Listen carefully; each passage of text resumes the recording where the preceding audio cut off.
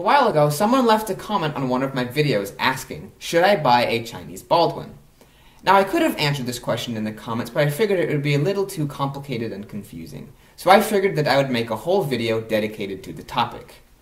Before we get into this video, I'm going to show you a picture of something that hangs up in my room. Clearly, we are fans of Baldwin.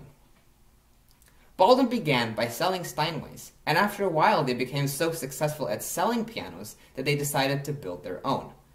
Baldwin began building vertical grands, and we have had a couple of them from the turn of the century. Back in the day, they gave any other brand of vertical grand a big run for their money, and they were beautiful instruments. Some of them actually had gold leaf on the fallboards, and they were really, really cool looking. Baldwin became famous in the 1930s for building excellent concert grands, and I actually have a link of me playing one of these pianos, which I will put that link in the description of this video. In the early 1960s, Baldwin purchased a German piano company and began using Renner actions in their own pianos.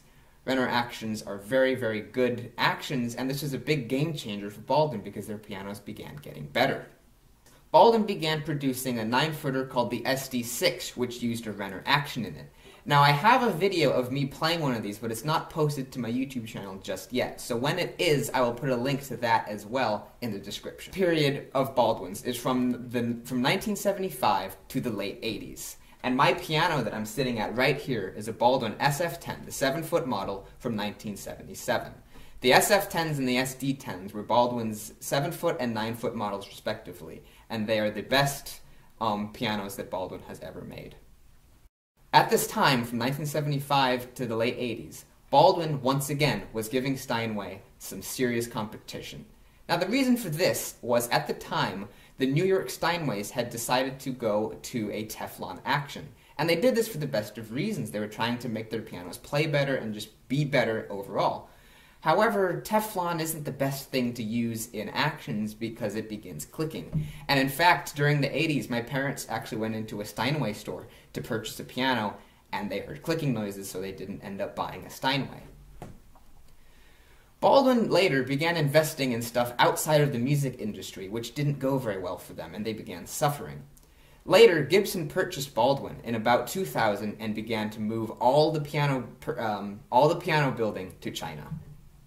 So if you're looking at a Chinese Baldwin, you simply cannot compare it to one that is made in America, especially if that piano is from 1965 to the late 1980s. Those pianos were some of the greatest pianos of this time. They're comparable with great German pianos, Hamburg Steinways or New York Steinways.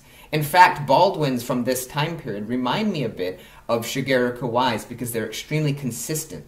Even today, when you see a 40-year-old Baldwin piano, if it's an SF10 or an SD10 in a piano store and you go and play it, it's basically going to be the same as any other Baldwin SF10 or SD10 from this time. They're extremely consistent and very dependable at that as well. So hopefully that answers a few of your questions. Basically, to sum this video up, if you're looking for a Chinese piano, you can look at the Baldwins. However, if you're looking to buy one of the world's greatest pianos, you have to get a Baldwin from the 1965 era to the 1980s. Thank you for watching. Bye-bye.